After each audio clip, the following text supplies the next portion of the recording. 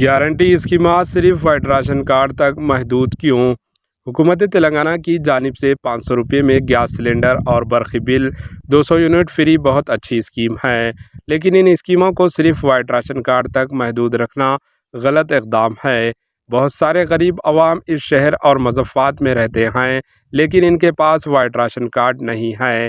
اگر ہے تو کووڈ میں نقل و مقامی کرنے سے وہ راشن نہیں لے سکے یا ان کا راشن کارڈ گم ہو گیا۔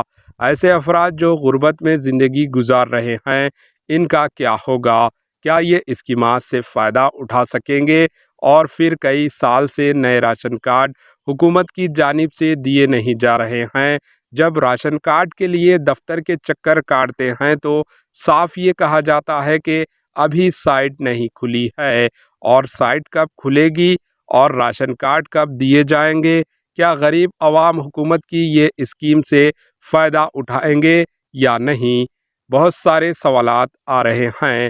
حکومت سے مطالبہ ہے کہ فوری راشن کارڈ کے لیے ضروری اقدامات کریں، اور جب تک راشن کارڈ جاری نہیں کیا جائے گا تو آدھار کارڈ کے ذریعے غریبوں کو ان اسکیمات کو پہنچائے، ورنہ عوام وائٹ راشن کارڈ کے لیے احتجاج کرنے پر مجبور ہو جائیں گے۔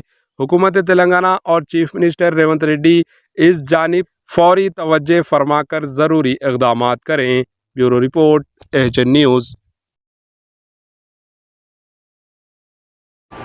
AHN نیوز کو لائک کریں، شیئر کریں اور سبسکرائب کرنا نہ بھولیں۔